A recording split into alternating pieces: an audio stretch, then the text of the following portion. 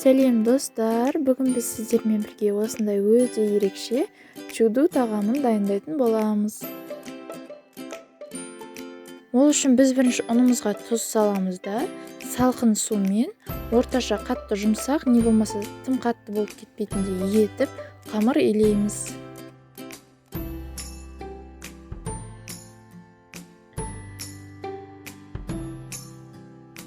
Одан кейін начинкасына пиязды, картопты және өз қалауыңызға байланысты сиыр, тауық, қой етін 4 бұрыш формада көбіктеп турап шығамыз. Сосын қызып тұрған табаға майды құйып, одан кейін үстіне біздің пиязды жақсылап, алтын түстес болғанша қуырмалап аламыз. Пияздың үстін крышкамен жауып 5-10 минутқа бұқтырып қоямыз. Сосын біздің тауық еті мен картошканы да салып бір келкетіп араластырамыз да, оларды да жақсылап жай отта қойып пісіріп аламыз. Кейін біздің картошкамыз және де етіміз толықтай дайын болғаннан кейін ғана біздің тұзды және де бұрыштар мен специяларды саласыз.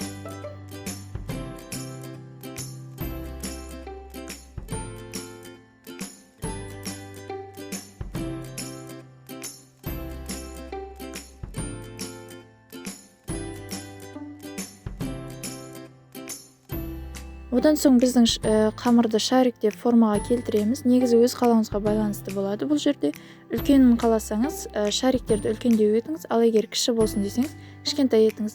Содан кейін оны жайып видеодағыдай етіп начинкасы саласыз да, оны түйіп шығасыз.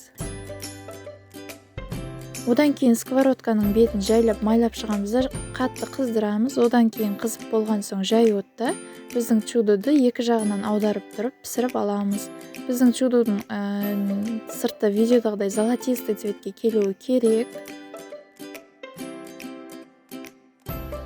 Сосын біздің чудуды дайын болған соң жұмсақ болу үшін жарты сағатқа пакетке салып, не болмаса бір ыдысқа салып бетін жауып қойсаңыз болады. Сонымен біздің дәмі тіл үйіретін чуду дайын, өте ерекше болып шығады. Егер рецепт ұнаса, міндетті түрде дайындап көріңіз, сізге ұнайтынына сенімдімін. Ас болсын.